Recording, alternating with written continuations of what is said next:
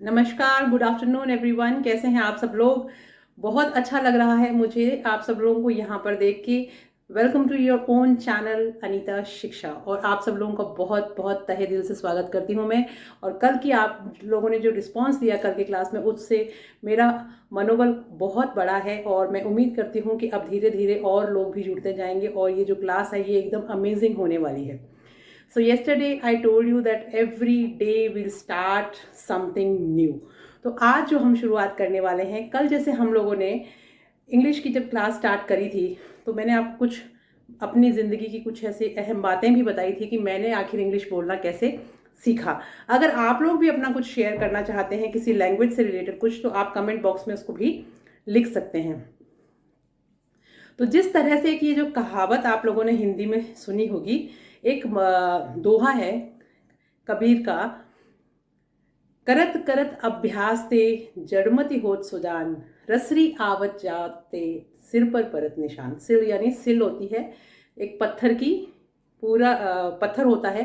पहले क्या होता था पुराने ज़माने में, जब कुएं हुआ करते थे तो लोग अपने हाथों से कुएं के अंदर जो बाल्टी थी उस पर एक रस्सी बड़ी सी टपका के, उसको लाव बोलते थे, उसको डाला जाता था और फिर बहुत सारे लोग उसको पीछे से ऐसे पकड़ के और आगे की तरफ जाते थे और वो खींचते थे। ऐसे भी खींचा जा सकता था, लेकिन अगर ज़्यादा देर खींचना होता था और बहुत पानी निकालना होता था तो उसमें शारीरिक श्रम बहुत लगता था, तो वो इस तरह से खींचते थे। लेकिन मुख्य बात जो है वो ये बात, इसको बताने की मेरी जो शुरुआत मैंने करी है वो इसलिए करी है कि वो जो रस्सी है वो तो बहुत नाजुक होती है, इट्स वेरी सॉफ्ट।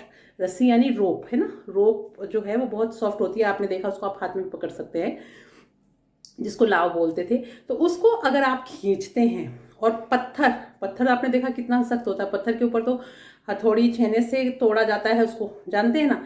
लेकिन जो रस्सी है ना, उसको अगर एक ही बार एक ही जगह बारी बारी उस रस्सी को अगर हम खींचते हैं पत्थर के ऊपर, तो पत्थर के ऊपर उस रस्सी ने भी निशान बना दिया। यानी पत्थर के ऊपर रस्सी भी जो है वो अपना रास्ता बना लेती है।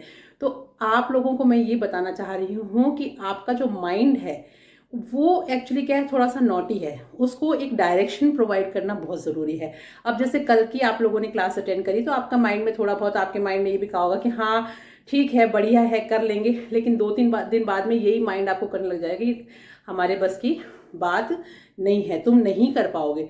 तो what you have to do is, you have to tell your mind no, I will do it and I will show it to you, कि मैं करके दिखाऊंगा। यानी आप अपने आप को उस रस्सी से कंपेयर करो जिसने पत्थर के ऊपर भी निशान बना दिया। आप तो इंसान हो, इंसान तो कहाँ कहाँ कितने अमेजिंग चीज़ें करता है। तो इंग्लिश सीखना तो बहुत ईजी है।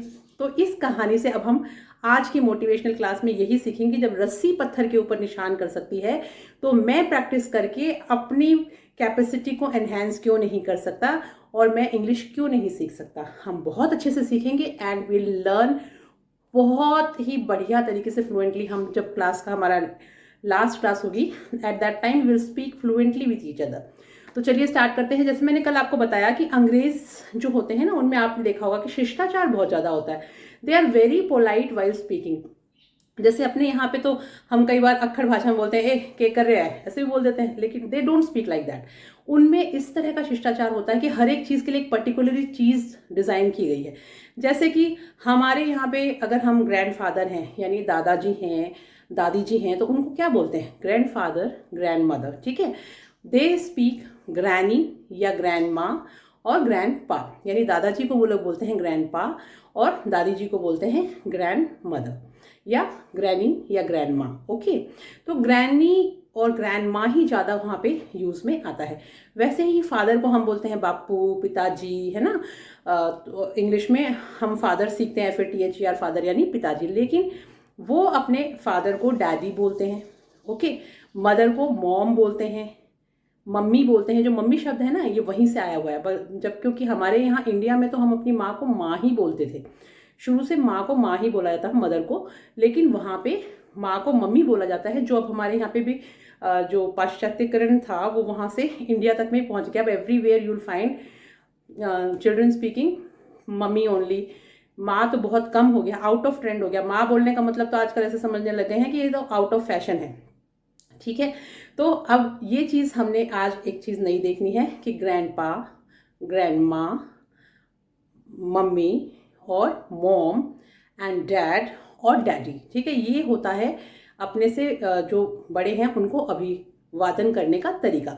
अब हमारे यहाँ पे चाचा हैं, चाची हैं, फूफा हैं, फूफी हैं, मतलब इतने रिलेशंस हैं हमारे यहाँ की हिंदी में अगर उनको बोलना शुरू करेंगे तो वो ख़त्म ही नहीं होते। ठीक है, लेकिन इंग्लिश में आप जितने भी ये आपके रिलेशंस होते हैं उनमें जो जेंट्स हैं उनके लिए आप अंकल ही शब्द यूज़ करते हैं, चाहे वो चाचा हो, चाहे वो आपके मामा हो, चाहे वो आपके कोई और दूर के कज़न, दूर के बड़े हों, जैसे फादर की तरफ से या मदर की तरफ से, चाहे वो मैटरनल साइड से हो, चाहे वो आपके पैटर्नल साइड से हो, आप उनको अंकल ही बोलेंगे। और जो लेडीज़ होंगी, जो उन जैसे बुआ है वो भी आपकी आंटी कहलाएगी, आपकी मामी है वो भी आपकी आंटी कहलाएगी, आपकी चाची है वो भी आपकी आंटी कहलाएगी। तो उसी तरह से इंग्लिश में जब हम बोलते हैं तो अगर इनमें से किसी को हमें संबोधित करना है, परिवार के किसी सदस्य को, तो अगर जेंट्स है तो हम उसको अंकल बोलेंगे, और अगर वो लेडीज़ हैं तो हम उनको आंट या आंटी बोलेंगे। ठीक है, अब आ जाती है अगली बात कि आपके जो मेरे चाचा का लड़का, मेरी मामी की लड़की, हम कज़न्स होते हैं, ये इनको बोलते हैं कज़न। लेकिन वहाँ पे ऐसे नहीं बोलते कज़न ब्रदर, कज़न सिस्टर। ये हमारे यहाँ इंडिया में ट्रेंड है बोलने का कि he is my cousin brother, she is my cousin sister. No, that is wrong, ऐसे नहीं बोला जाता। आपको कज़न का मतलब ही यही है कि आपकी फैमिली में कोई भी भाई बहन, चाहे वो लड़का हो चाहे वो लड़की हो, आपको सेपरेटली नहीं बोलना पड़ता उसको कज़न सिस्टर, कज़न ब्रदर, ये बोलने की ज़रूरत नहीं। इफ़ यू हैव सेड कि ये मेरा कज़न है, इट मीन्स वो आपका भाई या बहन है। ठीक है, उसमें आगे अगर आप बात शुरू करते हैं कि वह बहुत अच्छा लिखती है, तो then you can say that she writes, तो वो समझ में आ जाएगा कि लड़की की बात कर रहे हैं। या आप उसका नाम बता देते हो कि he is my cousin and his name is, अब ही बोलते ही समझ में आ जाएगा कि लड़का है और आप फिर उसके बारे में आगे बात कर रहे हैं। तो एक लाइन में अगर कोई आप किसी को इंट्रोड्यूस कर सकते हो कि मैं अपने कज़न के साथ आ रहा हूँ, तो I am coming with my cousin, तो उसमें ये पता ही नहीं चलता कि लड़की है या लड़का है। ऐसा इसलिए है क्योंकि वहाँ पे गर्ल्स और बॉय को ज़्यादा ऐसे, इस हमारे यहाँ पे जिस तरह से भेदभाव होता है वैसा वहाँ पे नहीं है।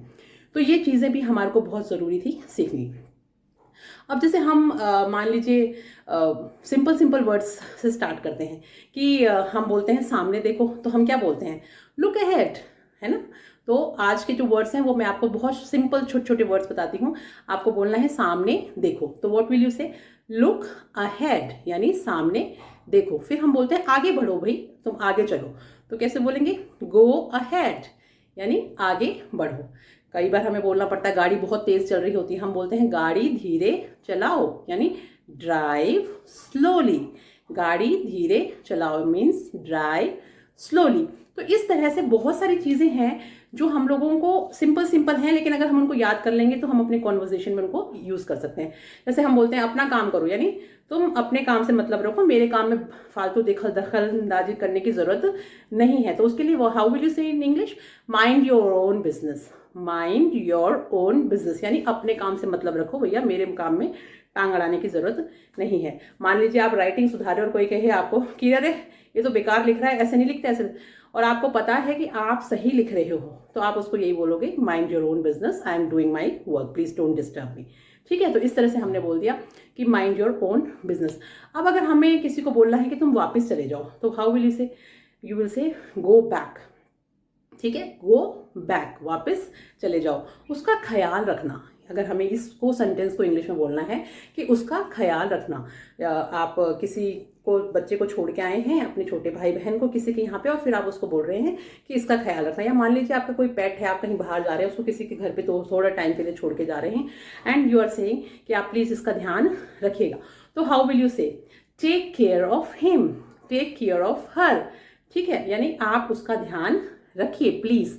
और फिर अगर आपको किसी को बुलाना है, ऐसे कहते हैं ना, जैसे महिलाएं घर बोलती सुनिए तो, है ना, अपने हस्बैंड को आवाज़ लगाती हैं, ये तो हमारे यहाँ का ट्रेंड है, सुनिए तो बोल के ही बुलाया जाता है। पहले नाम ही नहीं लेते थे हस्बैंड का, लेकिन अब वो सब ट्रेंड्स जो हैं वो चेंज हो गए हैं। तो अगर अब हमें किसी को बुलाना हो, चलो आप अपने घर में अपनी बेटी को ही बुला रहे हैं, तो फिर आप कैसे कहेंगे, हस्बैंड को बुला रहे हैं, किसी को बुला रहे हैं, व्हाट विल यू से, जस्ट लिसन, जस्ट लिसन, यानी ज़रा सुनो या सुनिए तो।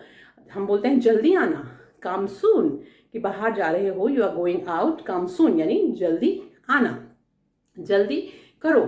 मेक इट फास्ट, यानी कोई भी काम आप कर रहे हो, खाना बना रहे हो और उसमें बहुत टाइम लग गया, आपको भूख लगी, तो आप कहते हो ना जल्दी करो भाई, बहुत तेज भूख लग रही है, तो आप कैसे बोलेंगे? मेक इट फास्ट, जल्दी करो, है ना, बिकॉज आई एम हंग्री।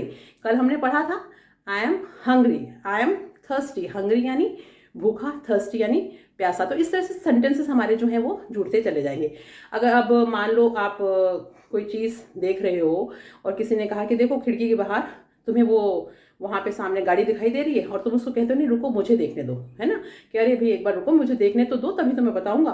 तो हाउ विल यू से कि मुझे देखने दो? लेट मी सी, लेट मी सी, कहीं पे भी यूज कर सकते हैं। मैं तो सिर्फ आपको एक सिंपल जो दिमाग में मेरे अभी जैसे एग्जाम्पल आता है, I share that example with you. आप कहीं पर भी जहां पर भी आपको ये यूज करना हो कि मुझे देखने दो, आप वहां पे इस वर्ड को यूज कर सकते हैं।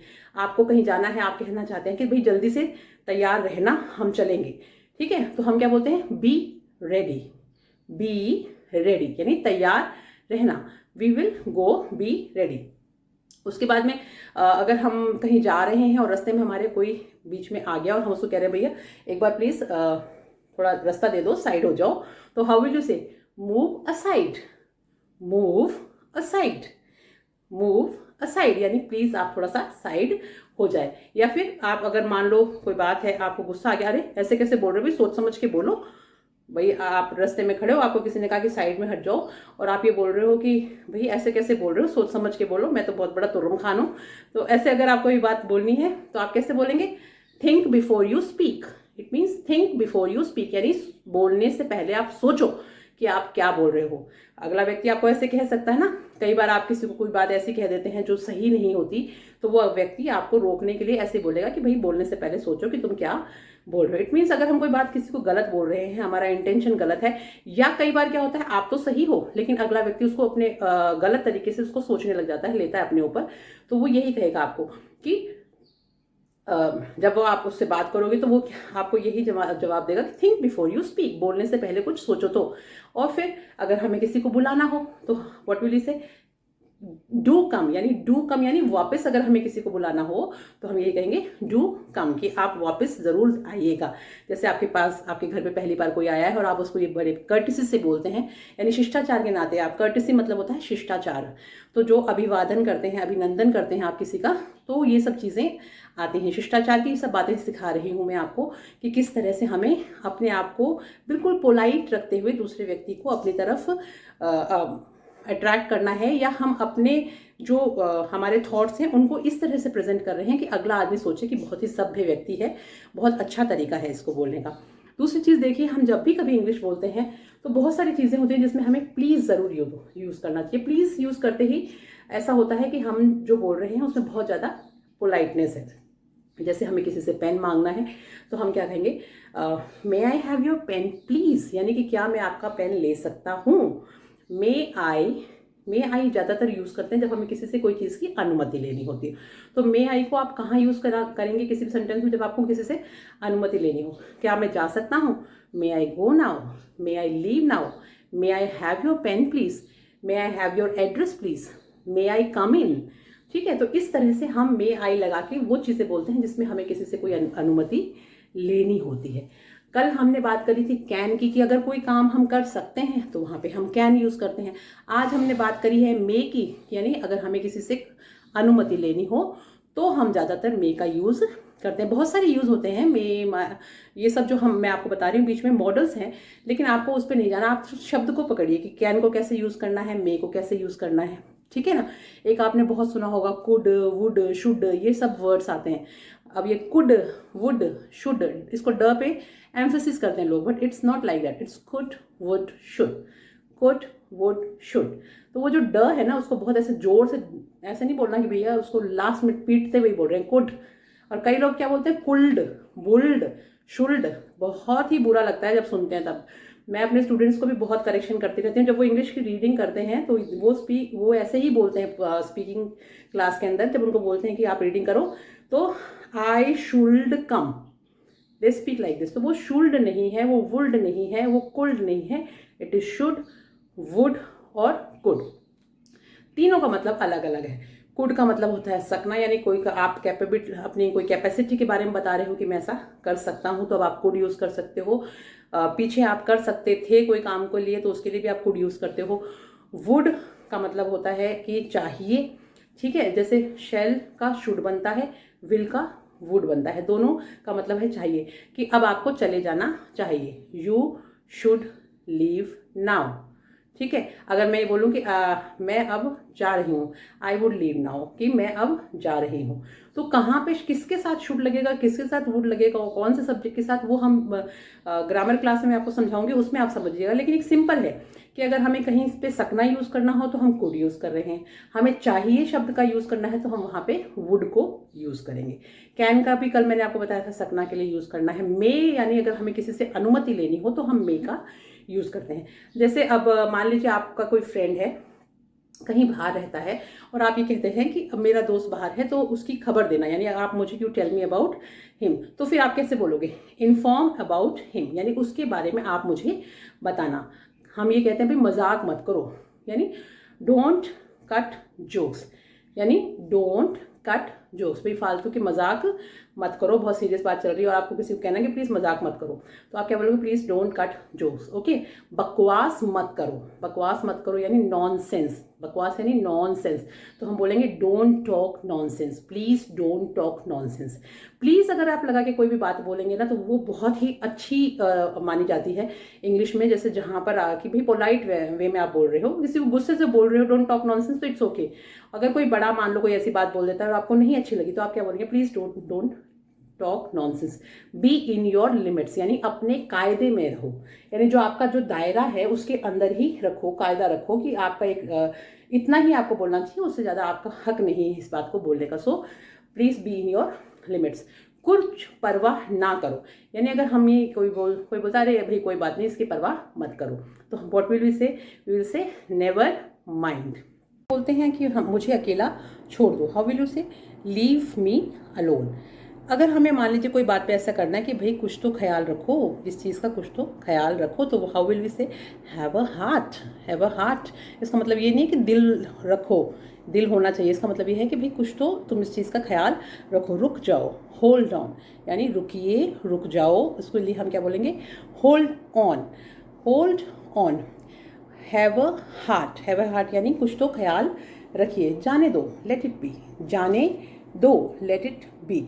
तो ये कुछ ऐसे वर्ड्स हैं, कुछ फ्रेजेस हैं जो हम लोग आम रोज अपनी लाइफ में इस्तेमाल कर।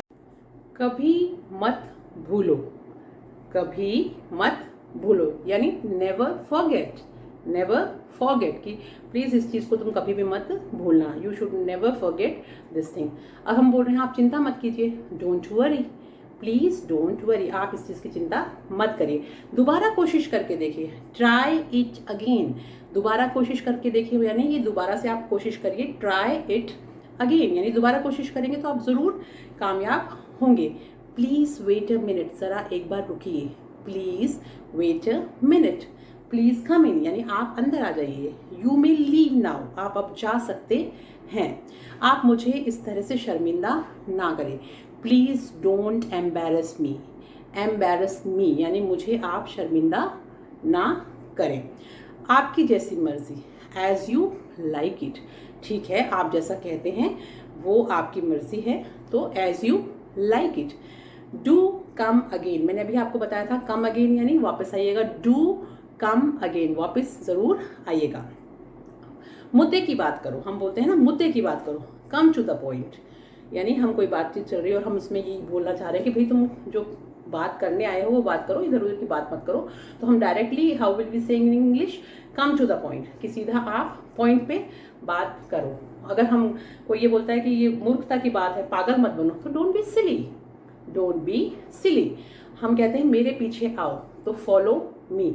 अच्छा, इंग्लिश में एक और वर्ड यूज किया जाता है आफ्टर यू, ठीक है ना, आफ्टर यू का मतलब होता है पहले आप, आफ्टर यू का मतलब ये नहीं है कि मैं आपके बाद में, ऐसा नहीं होता, आफ्टर यू का मतलब ये होता है हम बहुत ही, वही बात आ गई शालीनता और कर्टसी वाली, कि अगर हम किसी को कहते हैं, मान लीजिए कोई महिला आपके साथ है और आप उनको ये कहते हैं कि पहले आप, यानी पहले आप ये चीज़ लीजिए या पहले आप ये काम करिए, तो हम जैसे हिंदी में बोलते हैं वैसे हम इंग्लिश में बोलते हैं आफ्टर यू, ठीक है। तो इसका मतलब ये नहीं है कि आपके बाद में, इसका मतलब ये है कि पहले आप, ओके। तो इसमें कंफ्यूजन नहीं करना है आपको।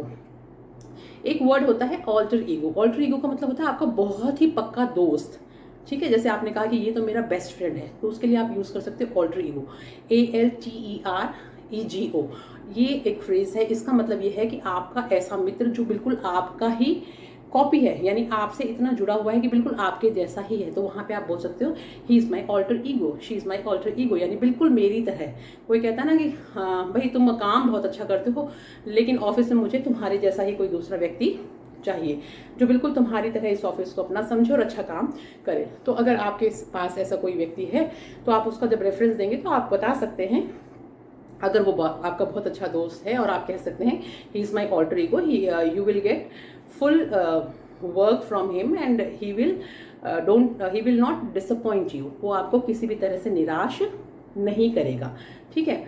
तो एक वर्ड होता है कि हम कोई चीज़ अगर दान करना चाहते हैं तो हम बोलते हैं ना दिल खोल के दान करो, तो हम किससे बोलते हैं डोनेट जेनरसली, यानी दिल खोल के। भाई आप अगर कोई चीज़ करना चाह रहे हो, किसी को रखना ही चाह रहे हो, तो आप उसको अच्छे से एकदम दिल खोल के रखो ना, ताकि वो अपना काम जो है उससे आपको प्रभावित भी कर सके।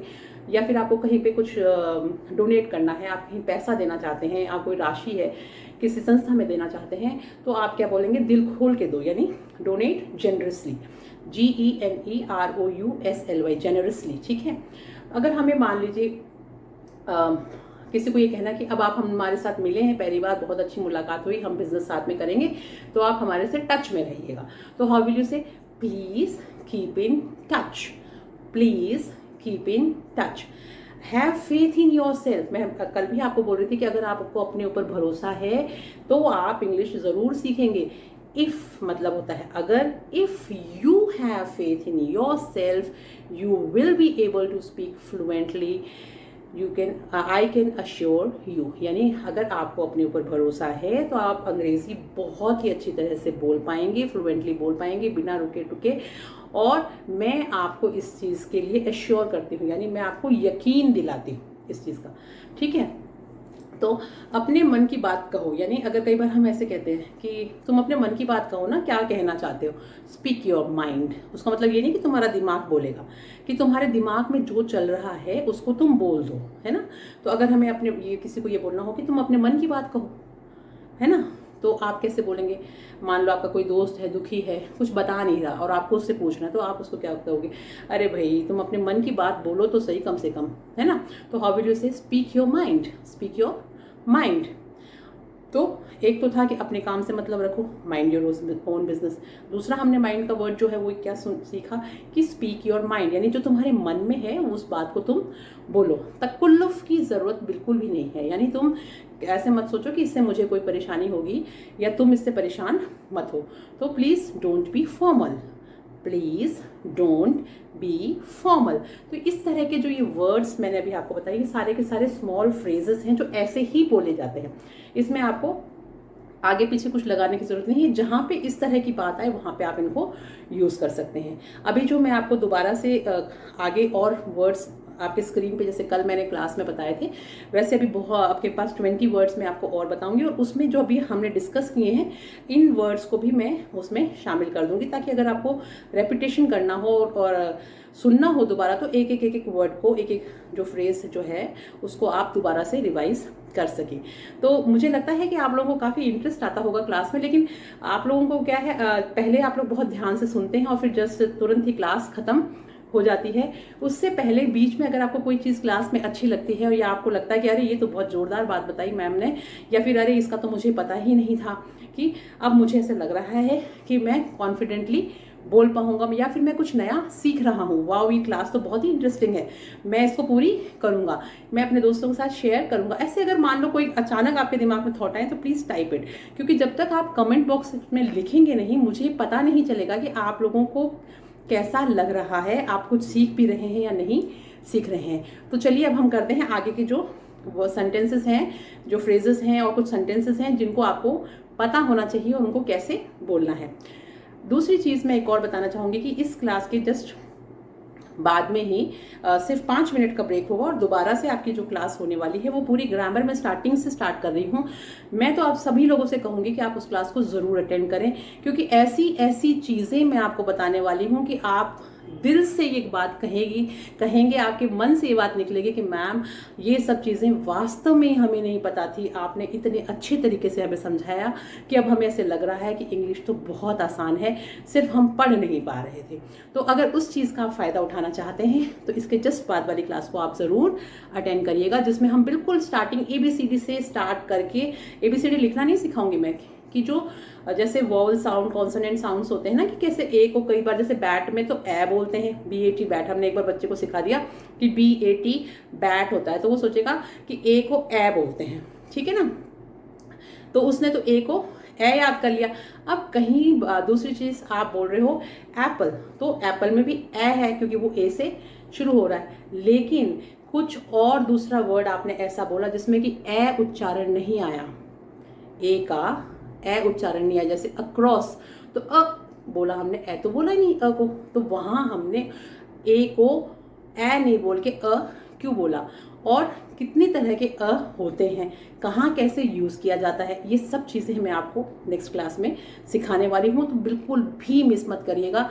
जैसे ये क्लास ख़त्म हो, 5 मिनट के जस्ट ब्रेक के बाद मैं 5 मिनट्स का गैप रखूँगी दोनों क्लासेस के बीच में, और आप उसको ज़रूर अटेंड करिएगा।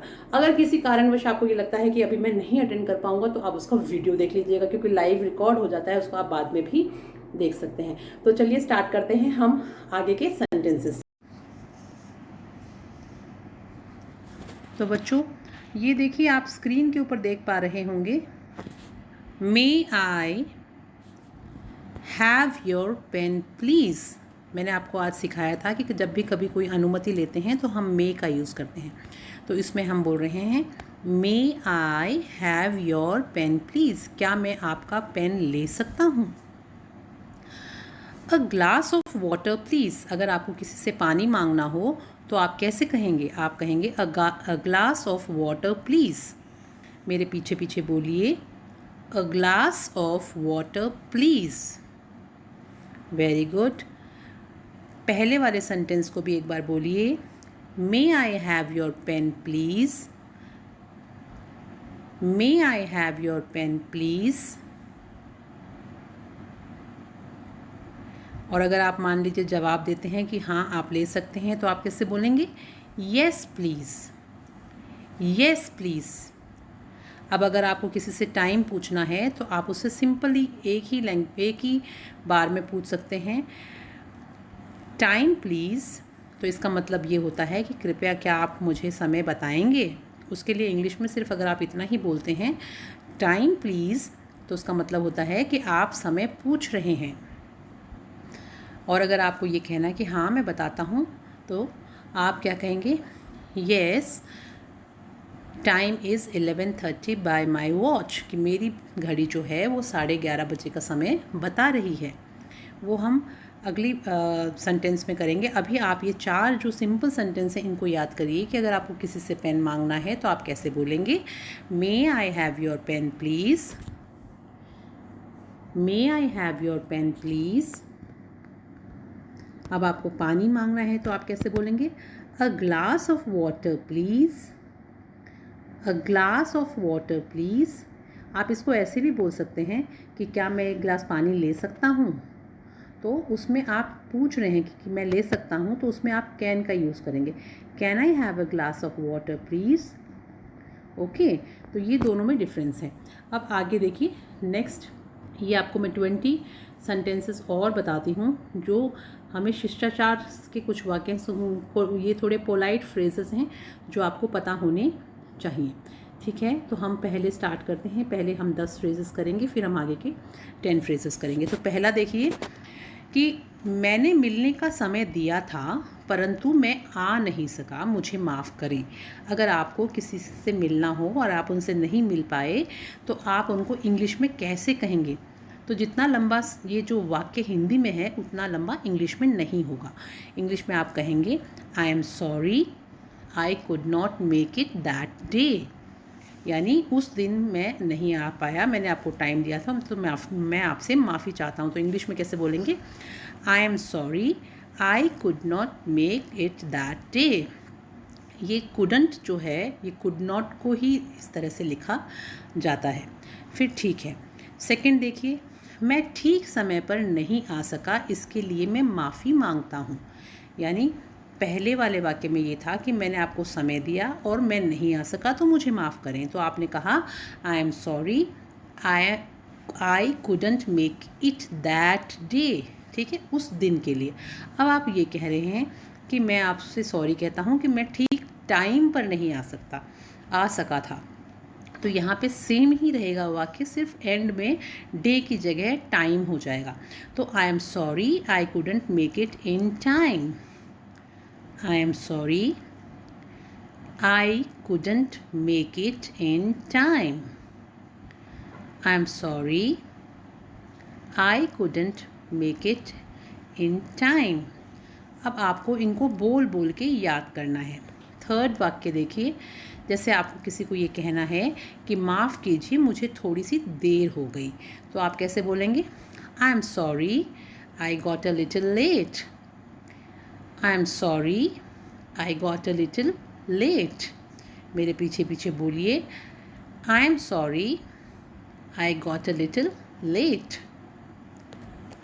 आई am sorry I got a little late. Fourth number पे देखिए, मेरी ओर से माफ़ी मांग लीजिए। मेरी ओर से माफ़ी मांग लीजिए, तो आप इसको कैसे कहेंगे? Please convey my apologies. Apologies यानी आप जो माफ़ी मांग रहे हैं उसके लिए वर्ड यूज़ किया जाता है अपॉलजीज़। तो मेरी तरफ से माफ़ी मांग लीजिए में प्लीज़ कन्वे माई अपॉलजीज़। और अगर आप खुद अब माफ़ी मांगते हैं तो आप बोलते हैं आई apologise.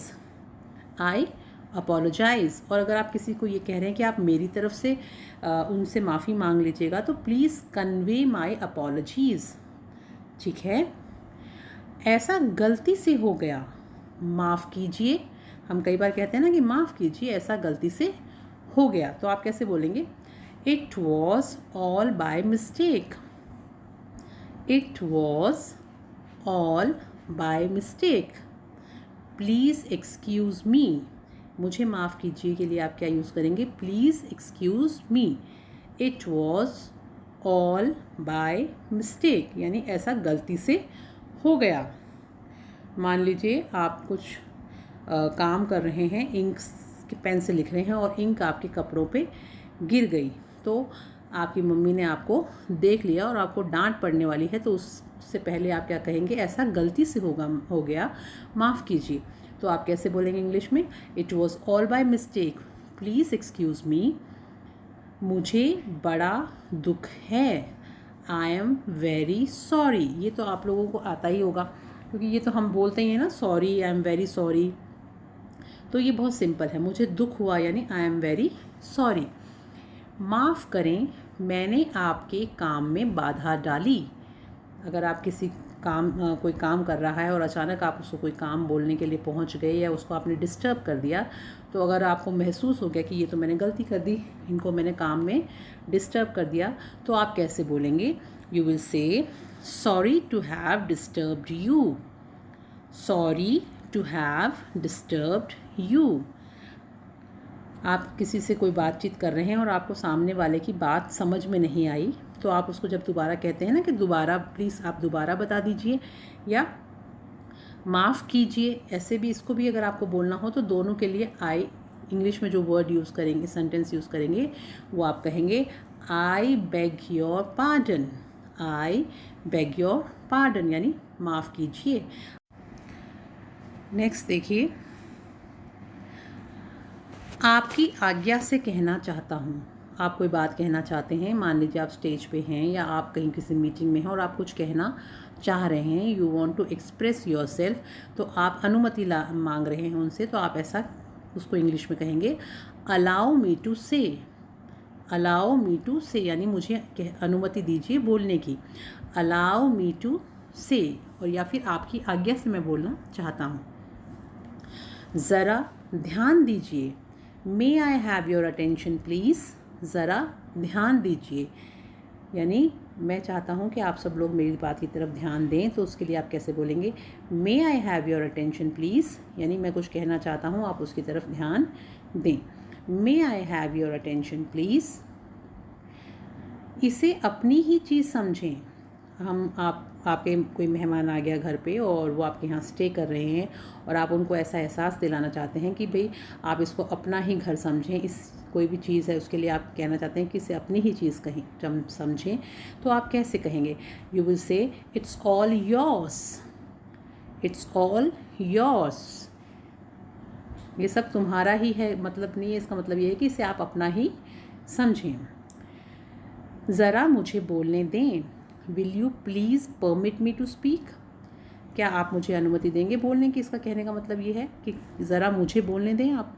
Will you please permit me to speak, कि यानी आप मुझे बोलने की अनुमति दें। Will you please permit me to speak. अपने काम में मेरी मदद ले लीजिए। अगर आप किसी को मदद करना चाहते हैं तो आप उसको इंग्लिश में क्या कहेंगे कि अगर आप उनकी मदद करनी है तो let me also help you. Let me also help you, यानी मैं भी आपकी मदद करूं। कहने का मतलब ये है, let me also help you. Let me also help you. क्या आप थोड़ा खिसकेंगे?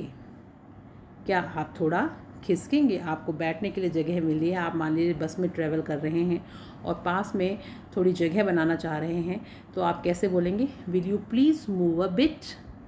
Will you please move a bit. क्या आप थोड़ा खिसकेंगे? Will you please move a bit. ज़रा धीरे बोलें। हम कई बार होता है ना कि बहुत ज़्यादा शोर हो रहा होता है और हमें डिस्टर्ब होता है। हम घर में भी कई बार कहते हैं कि भाई तो सब लोग को कहते हैं कि थोड़ा धीरे बोलो, डिस्टर्ब हो रहा है। तो उसके लिए आप इंग्लिश में क्या कहेंगे? Will you please speak slowly. Will you please speak slowly. Will you please speak slowly. क्या आप ज़रा थोड़ा धीरे बोलेंगे या ज़रा धीरे बोलें? ज़रा धीमा बोलने की कृपा करें। Will you mind speaking a bit softly please.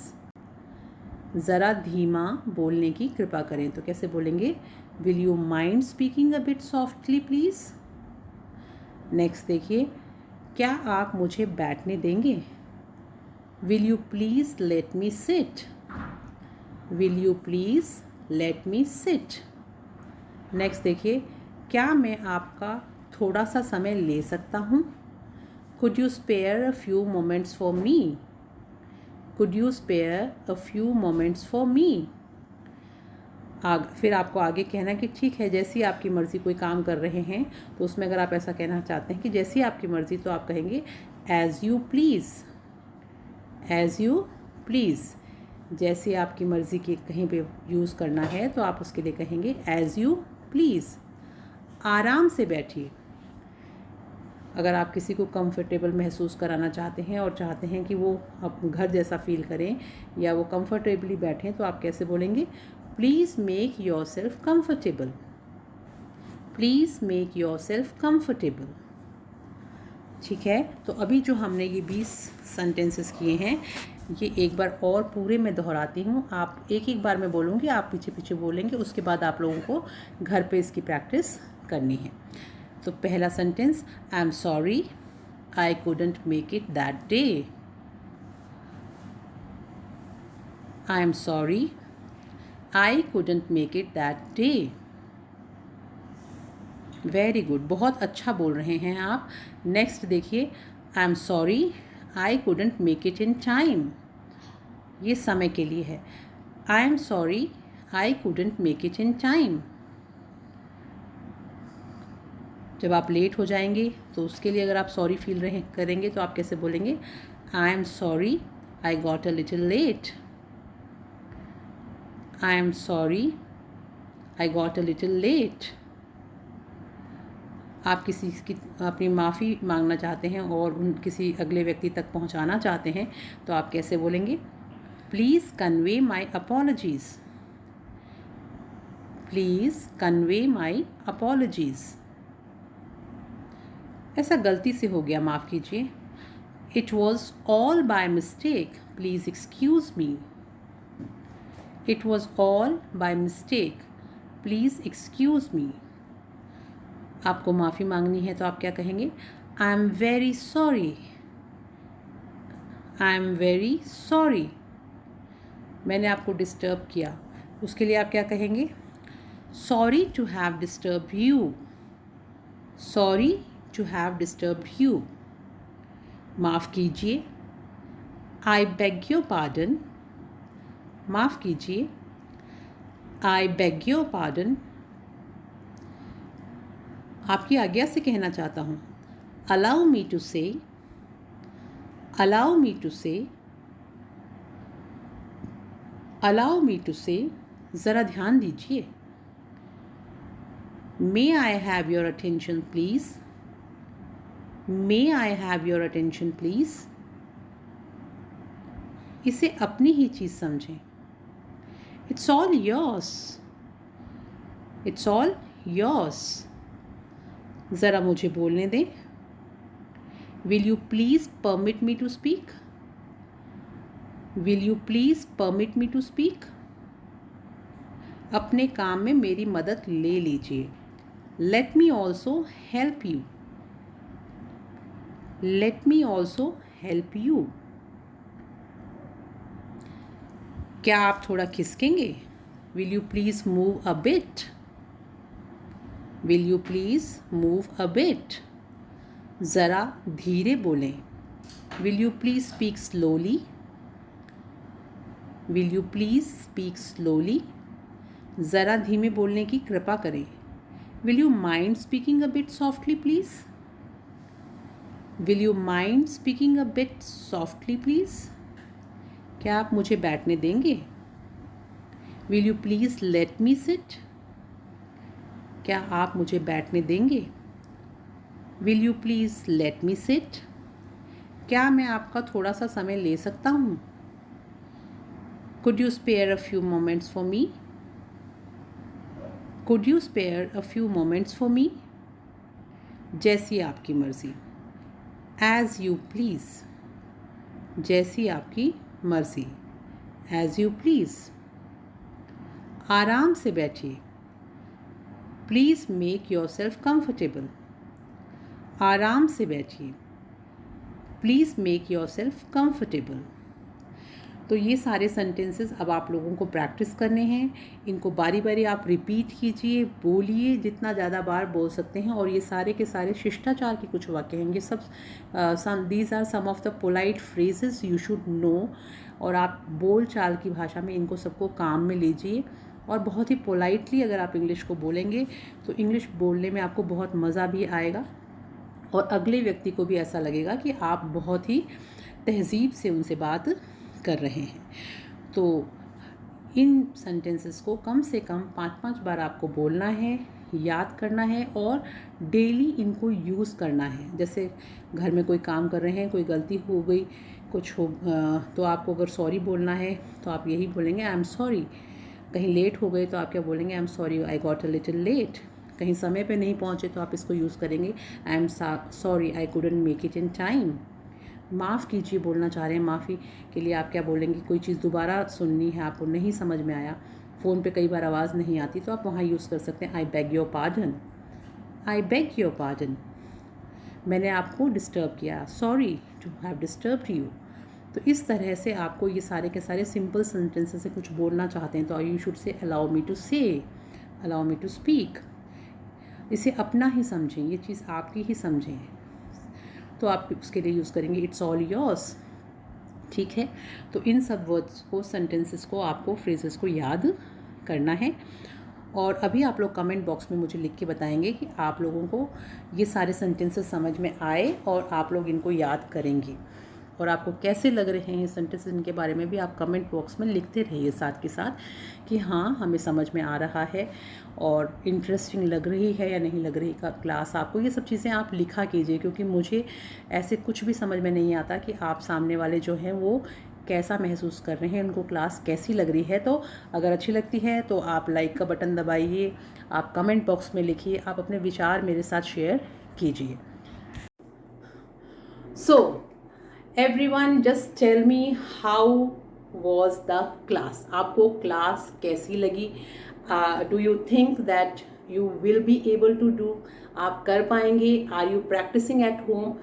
Are you practicing each sentence again and again, again and again? So that you can speak fluently, और आपको उन चीज़ों के अर्थ भी पता होंगे। सिंपल सिंपल चीज़ें मैंने आपको बताई हैं। हमने अभिवादन से स्टार्ट किया था, good morning, good afternoon, good evening, good night से। अगर कोई जाता है तो हम उसको क्या बोलते हैं, गुड बाय बोलते हैं। कोई आता है तो हम उसको वेलकम से उसका स्वागत करते हैं। अगर हम उसको बैठने के लिए कहें तो हम उसको क्या कहेंगे, प्लीज़ बी सीटेड, कि कृपया आप कंफर्टेबल हो जाएं। फील एट होम, यानी इसको अपने घर की तरह ही समझें, यानी ये जगह आपके लिए ही है, आप यहाँ पे अपने घर की तरह ही समझें। तो उसको इंग्लिश में क्या बोलते हैं, फील एट होम। फिर हम जो गेस्ट आया उसको कोई चीज़ देने के लिए जाते हैं, यानी प्रेफर करते हैं, ऑफर करते हैं। तो ऑफर में वो उनकी प्रेफरेंस, ऑफर का मतलब होता है कि हमारी तरफ से पूछना, और प्रेफरेंस यानी उनकी क्या प्राथमिकता है। हम उनसे पूछना चाहेंगे कि भाई वो चाय लेंगे, कॉफ़ी लेंगे, ठंडा लेंगे, जूस लेंगे, क्या लेंगे। सो हम बोलते हैं what would you like to have, ठीक है, यानी आप क्या लेना पसंद करेंगे। इसको दूसरे तरीके से भी बोल सकते हैं, would you like to have some coffee, tea, chhachh rabri, क्योंकि गाँव में आए हैं तो सबसे बढ़िया तो छाछ राबड़ी होती है। You can offer them chhachh rabri also. और would you like to have some thandai in cold, thandai भी आप उसको दे सकते हैं। और would you like to have lemon water, यानी आप नींबू पानी लेना पसंद करेंगे। तो what would you like to have, ठीक है, या what would you like to prefer, यानी इनमें से कौन सी चीज़ आप लेना चाहेंगे। तो भाई हमारे घर में गेस्ट आ गया, हमने उसको बैठा दिया, हम उसको सर्व ही कर रहे हैं, और गेस्ट ने कोई चीज़ खाई और खाने के बाद में उसने ये कहा कि वो तो बहुत ही अच्छी बनी है। तो how they will reply to you, wow this tea is so tasty, ये जो टी है, ये जो चाय है, ये बहुत टेस्टी बनाई है आपने।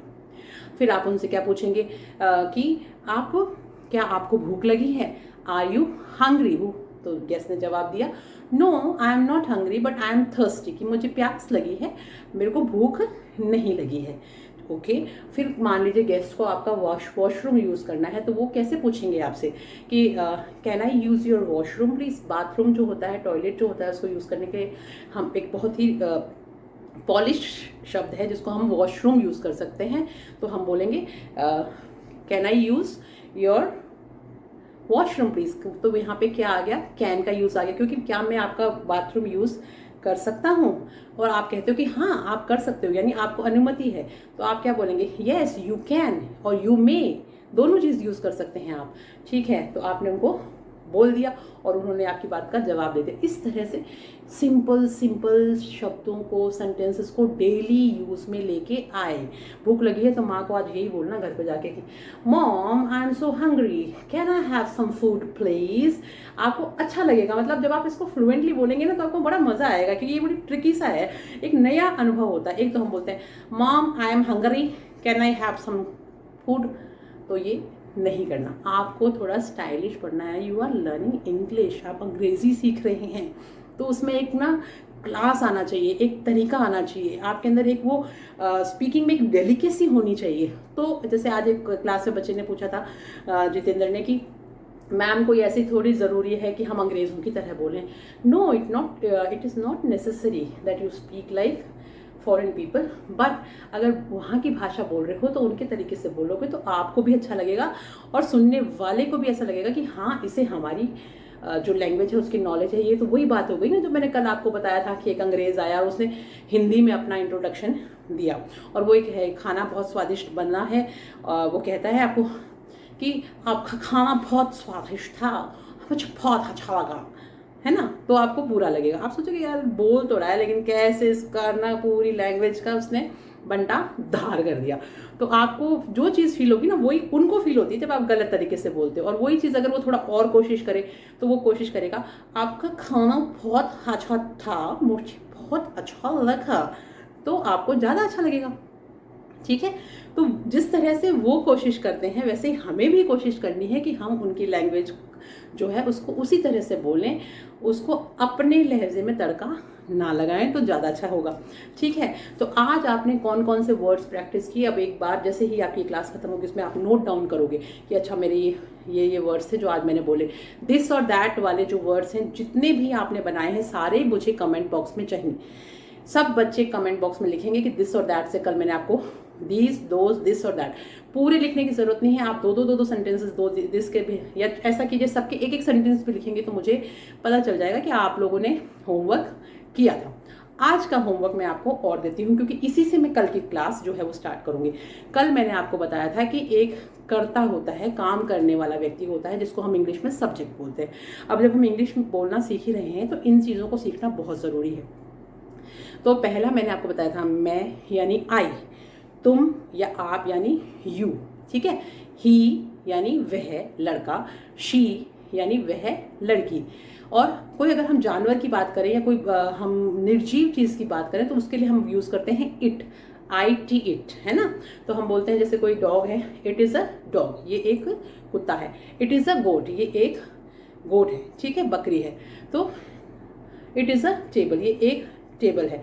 हम दिस इज़ अ टेबल अगर वो यह वह में यूज़ करके बोल रहे हैं तो वैसे बोल सकते हैं, लेकिन इट का भी हम यूज़ करते हैं वहाँ पर, ठीक है। तो हमें दे मतलब वे, वी मतलब हम, यू मतलब तुम और आप, आई मतलब मैं, ही मतलब कोई लड़का, शी मतलब कोई लड़की, दे मतलब होता है वे, ठीक है।